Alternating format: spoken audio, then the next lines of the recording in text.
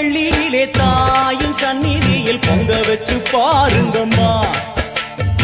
ஆடி வெள்ளியிலே தாயின் சந்நிதியில் பொங்க வச்சு பாருங்கம்மா. அம்மா பூங்கரகம் தூக்கி வந்து வேப்பிலையில் ஆடை கட்டி முளப்பாரி ஏந்துங்கம்மா. வந்து தாயவள பாருங்கம்மா, அவ வேர்காட்டு மாரியம்மா.